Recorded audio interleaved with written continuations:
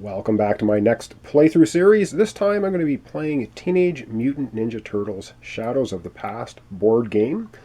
And there is a lot to cover here with rules and abilities and cards and such, which I'm going to glaze over fairly quickly because it will all become apparent when we play the game. So it's played on a board, and we've got miniatures. So it's kind of a tactical miniature battle game in a nutshell is basically what it is.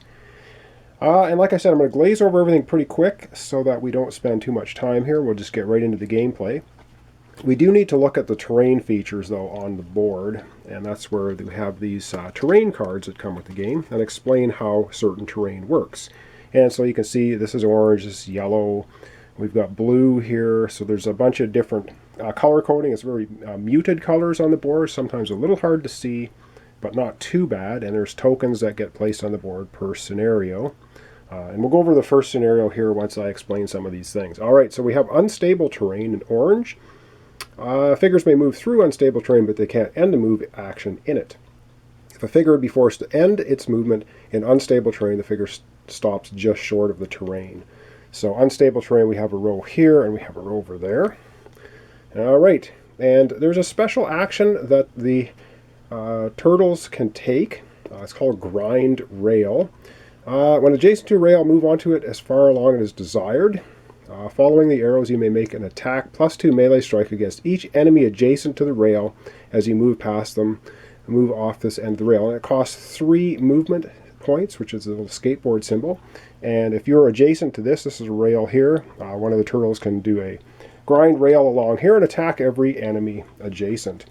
All right, let's go over the rest of the terrain cards here quickly, and we'll do that when I come right back and refresh my battery. All right, so moving on quickly again, we have slow terrain, which is yellow. So we can see here the garbage bags here, the fire escapes, and the stairway here is in yellow. Cost +1 movement point to enter each space of slow terrain. There's no rough terrain in this particular scenario, so we won't worry about that. And lastly, we have elevated terrain in the blue. So basically right here and right here are the tops of buildings. So it's an alleyway down here and a building and a building. One of each turtle is up on top of the building, and we have 2 turtles at the end of the alley here. And how does elevated terrain work? It's not considered to be adjacent to low, i.e. non-elevated terrain, except for purposes of climb terrain move. So basically what it means is, of course, we have our turtle here. It looks like he's adjacent to this thug down here, but because he's up on a building, he's not considered adjacent, and it has to do with ranged attacks, of course. Fire escapes are adjacent to both low and high elevation. So if we're on a fire escape, we'd be adjacent to the low, adjacent to the high, but nobody is at the moment. Figures can't move from low to elevated terrain except through the fire escape or by using the climb terrain move. Figures in elevated terrain are considered to be 2 extra spaces away when attacking with ranged strikes by attackers in low terrain. And that'll make sense when we play the game. And there's an added card here as well, some more information. Figure that moves from elevated terrain to low terrain suffers 4 dice of damage, which may be defended as normal. So basically, if you jump off the building to low terrain, you're going to take damage for doing so. Damage is avoided when moving into a space that contains a trash heap, dumpster, or a fire escape. Leaping figures only check to see if they take falling damage at the end of their leap. Well, it will make sense. So we have garbage bags here. So if we jump off the roof onto the garbage bags, we're not going to take any damage. Or if we go from the roof to the fire escape, likewise, no damage. There's a climb ability. It's a terrain move. Costs 2 movement skateboard icons. And it says move from one space of low terrain to adjacent space of elevated terrain or vice versa. If the other space is unoccupied when moving to low terrain, no falling damage occurs. All right, so that's terrain explained extremely quickly. And now we're going to have to take a look at our characters. So we have the Street Thug Gunner. And again, these miniatures are really, really nice. If you're into painting and know what you're doing, you can probably do a good job. And we're going to have a look at the card for the Street Thug Gunner. And the gunners have Street Thug Gunners ranged strikes do not weaken for the first 4 spaces. And what that means is after 2 spaces, normally in a ranged attack, you're going to lose 1 hit per space of range exceeded. But these guys will only lose 1 hit per range exceeded past 4 spaces. That makes, you'll see how that works here in a second. They have a movement of 4, attack of 1, defend of 2, and evil 99, which doesn't mean anything in the current base game. And they only have 1 life point. So you hit them with 1 life point, they're dead. We also have Thug Brawlers, or the second type of miniature here we have for the opening scenario. And they are sure-footed. Street Thug Brawlers ignore slow and rough terrain, so it doesn't slow them down. They have 3 move, 1 attack, 2 defend again, and they have 3 life each though, so they're quite a bit tougher to do more damage to take them out. There is a card, or there's a deck of 25 cards. These are basically the activations for the Brawlers and the Street Thugs, and you'll see how that works as we play the game. The player starts, or the Thug player starts with 4 focus tokens. And we'll take a look at the turtles here in a second. They also start with these 4 stop symbols, tokens, which are used when a turtle takes their turn. They can only take one turn per round. So the game's played in rounds. All right, that in a very quickly high level was the game. So I will show you, these books are really cool. So this is what comes with the game. This is basically book 1 and 2. There's a book 3 and 4. They look like a comic with really cool artwork on them, and inside them are the scenarios. So we're going to be playing Book 1 in the Shadows, and we're going to be doing Battle 1. It says, the Turtles have noticed that crime is on the rise in New York, but what sinister forces might be behind the surge in robberies and muggings. So we're going to play the first adventure. And again, really nice artwork. So we're going to be playing Street Cleaners, Battle 1. The heroes have interrupted a mugging. Time to clean up the streets before the punks get away. So there's some special rules. No new villain figures are spawning during this battle. Villain figures may move off the board from the marked goal spaces as though they were moving to an adjacent space. The villain figures that have moved off the board may not return. And strengths, hero skill -2. Every one of the heroes of the turtles we'll look at has a skill number, and we're going to add -2 from it. And that's how many of their special cards they're going to be able to use. Villain Focus, I showed you, they have 4 tokens. The objective, the hero objective, the heroes win if they KO at least 8 of the Street Thugs, and the villains win if at least 3 of the Street Thugs move off the board as described under special rules. And it tells you here winning, losing, it tells you which terrain cards to use. So this is the setup that you've just seen. And so what it shows you in the upper right hand corner, so this is the Brawlers and the Gunners. And there are 4 cards in each of these colored decks, so brown, brown, blue, and green. And we're going to we've added all of them, and a reload card. So we have a deck of 25 cards for the evil player. And this shows you where. So our turtles start hero 1, hero 2, 3, 4. You can decide which turtle goes where. This is basically the escape line. So if any of these thugs get onto this portion of the board, they escape the board, or this portion, they escape the board. And the object of this scenario is for our turtles to stop at least 8 of them from doing so, knocking them out.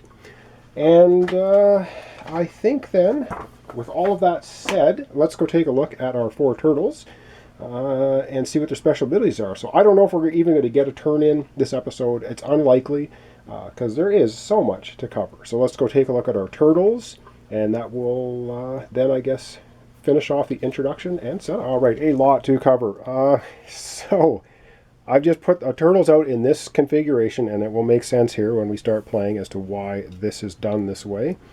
So at a very high level, we have Raphael, and I don't think we're going to zoom down into each character. I will just do it here from a high level. He starts with 3 focus tokens, and focus tokens are used for re-rolling dice, and you can only re-roll dice once, so you can't re-roll a re-roll. He starts off with 13 health, and health tokens in this game are pieces of pizza. So a full pizza is 5 hit points, and a slice is 1. So that's kind of a cool representation of hit points. And Raphael is a loner. He has 6 action dice instead of 3. However, he cannot share action dice with other characters. And you'll see how that works here once we get into the actual gameplay. And of course he has these little manhole covers. He has 6 of them here. These are used when you take action with your dice. You're going to cover up the dice so you know you've used them. Alright, that's Raphael. He gets no special cards. So he has a skill of 2, but because the scenario is skill -2, he'll have no special cards. Leonardo, he has 12 hit points. He has a move of 3, attack of 1, defend of 3, skill of 4, focus 3. And I don't know if I gave you Raphael 3, 2, 3, 2, and 3 for those stats, and they make sense as we play. He has 5 manhole covers, and how it works is they're going to share the corner dice.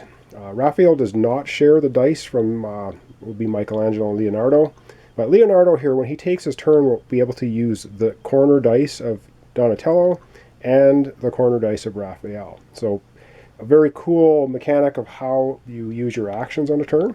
His special ability is Leader. After action dice are rolled and any rerolls are made, Leo may trade one action die belonging to any hero with an action die belonging to another hero till the end of the round. So basically, he gets to take a die and swap it out with another turtle. So he could take this one and switch it with Raphael, or he can take someone else's. So that's his ability.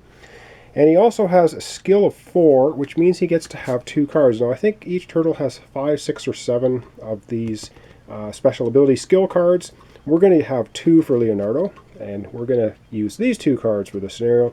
Leaping Strike, and to activate Leaping Strike he needs 2 katana symbols, which is the melee attack. Leo leaps up to 3 spaces in a straight line, then he may make an attack plus 2 melee strike. Leaping figures do not have to break away, ignoring slow, rough terrain, and may pass through but not land on other figures. Breaking away means if you're adjacent to an enemy figure and you try to move, it costs you 1 extra movement point per enemy adjacent to you. And the other thing he has is Double Slash, and it's going to cost 1 focus and 2 katanas. Leo makes an attack plus 4 and plus 1 die per extra katana spent melee attack, so he can make a really nasty attack with his swords. And so these, of course, can be activated by spending those tokens, so they're not activated, of course, to start the game. Oh boy, so much to cover off here. Donatello, he has 11 hit points. He has 4 focus, 3 skill, 4 defense, 1 attack, and 3 move. And he has Smart. At the end of each round, Donnie may either regain 1 focus or give 1 of his focus to another hero of his choice, not to exceed the hero's maximum focus. And he does have 1 special card, because his skill is 3 and the scenario's skill minus 2. So he has Spin Attack, and the artwork is really cool in this game as well. So he has Spin Attack. Donnie makes an attack plus 1 die per extra katana spent, melee strike that targets each enemy adjacent to him.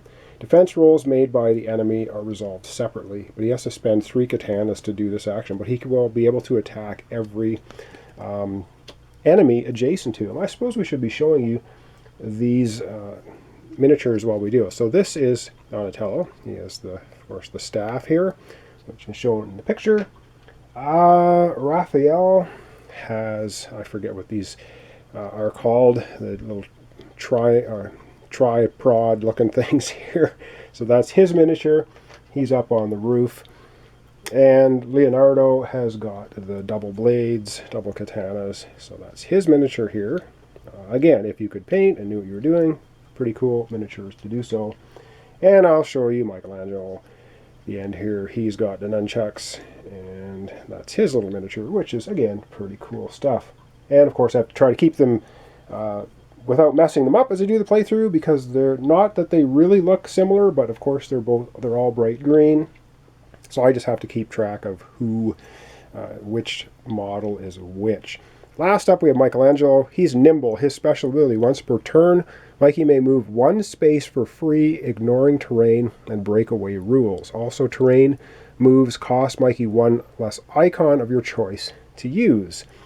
So what that means, if he does grind rail, so you saw there were like 3 icons on that. We'll show you that again. So if he does the grind rail maneuver, instead of costing 3 skateboard icons, it'll only cost him 2, because that's his special ability. He starts with 12 life.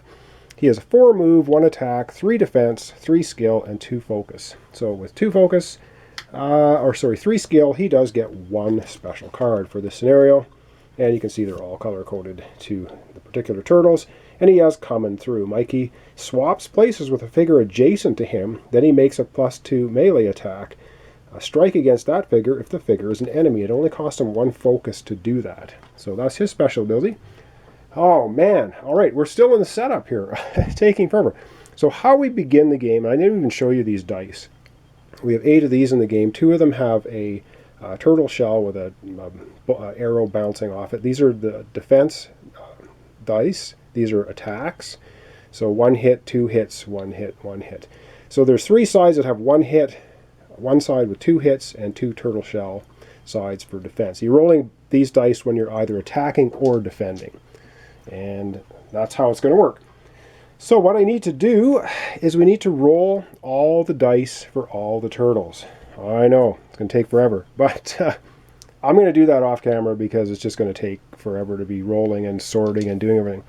So the gist of it is, at the beginning of every round, which is going to consist of 4 turns, so each turtle will take 1 turn, and then the villain will take a turn, then another turtle will take a turn, the villain will take a turn, until we do an entire round. So for 1 round, we're going to be rolling the dice, and we're going to be taking all these dice, and which have symbols on them. And I'll explain the symbols, I think, as we play. So shurikens are a ranged attack, katanas are melee attack, turtle shells are defense, and skateboards are movement. And chi symbols are special. They let you regain 1 focus and roll a die to get health back. And so, well, maybe I will do the rolling where we can see it. So at least the first time, and then maybe I won't bother for the rest of the playthrough. So let me get my dice tray, because it'll be easier, I think, to do it than trying to roll all these dice all over the place. And the dice have to be laid down in a specific order because, like I said, adjacent turtles will share dice during their turn, which is a really cool mechanism. So I'm going to get the dice tray, we're going to roll everything up, and then arrange the dice, and then we'll be finished with setup. All right, so I'm going to collect all of the dice. So Raphael's dice are red, Leonardo's are blue, and Donatello's purple, and Michelangelo is orange. So I'm just going to take them all, give them a good shake, and we're going to dump them into the box here. And so we can see chi symbols are not going to be of any use right now, but you can set them to whatever you want. So we have the purple dice. Wow, he rolled his special. Oh, and I should mention each of the turtles has a special icon on their die, which is only for them. And did I get that right color? That looks red to me. And that's orange. The red and orange, very similar looking, but they are different. So these are basically Raphael's dice. These are Donatello's, Leonardo's, and Michelangelo's. So that's what we rolled. The cheese can be set to whatever we want. And so he can set them, I mean, he can have a ton. He doesn't have any movement, so we're going to give him 1 movement die. I think we're going to give him 2 movement dice so that he's able to move around. And the other turtles didn't roll any cheese, so they're just going to be stuck with what they have. All right, I'm going to arrange them with the turtles, and then I think we're going to end off this episode. It's been going on for quite a while. All right, so all the dice have been arranged. Keeping in mind now, so when it's Donatello's turn, he's going to be able to use all of his dice plus the 1 adjacent to him here and the 1 adjacent to him there. So I've arranged the dice in this way, and I think we're going to use Leonardo's ability right now, and we're going to take this skateboard from Raphael and we're going to exchange it with one of the katana turtle shell icons from Raphael. So he's going to give him the skateboard, Donatello's going to give Raphael the turtle shell katana symbol. All right. So that was using Leonardo's special ability. So we can only do that once, of course, doing it now. And then, so how we're going to work. So when we come back to our next episode, I'm going to leave it off here. We're going to start off with the turtles taking turns. So how the game works is the turtles are going to take their turns in any order they like. So Raphael could go first, or Donatello, or Leonardo, whichever. So we're gonna decide which turtle goes first. He'll take his turn. After he takes his turn, then the thugs are going to activate. How the thugs work, and you're not going to see these cards because I'm going to do them sort of off-screen playing as the evil player in the background. The thug player gets 1, 2, 3, 4. He gets 5 cards in his hand all the time. And he is going to be playing 2 of these on his turn. So a turtle's going to take a turn, then the evil player is going to take a turn, then a turtle, then a deal. It's going to go back and forth till all 4 turtles have had a turn each, and the villain player has had 4 turns. So we're going to use 2 cards, the villain's turn, then he's going to, at the end of his turn, he's going to redraw 2 more cards. All right, and you'll see those cards in action as we play the game. I'm not going to show them to you now because they're going to be a surprise. So they basically activate the thugs, brawlers, or the gunners. And we'll see how that works when we come back for episode, I guess we'll call it probably 1, because this is just intro and setup. So once again, thanks so much for watching along. We're going to be playing Teenage Mutant Ninja Turtles. We're going to be playing the first battle, which is called Street Cleaners, and we are trying to knock out at least 8 of the 10 thugs that are currently on the board, and the villain player is going to try and get his thugs off the board as quickly as possible. And of course, the turtles are going to try to stop them. So once again, thanks so much for watching along. Thanks for subscribing to my channel, liking my videos if you do. I really appreciate it. So join me next time for the continuation of Teenage Mutant Ninja Turtles Shadows of the Past board game, where we're playing Street Cleaners.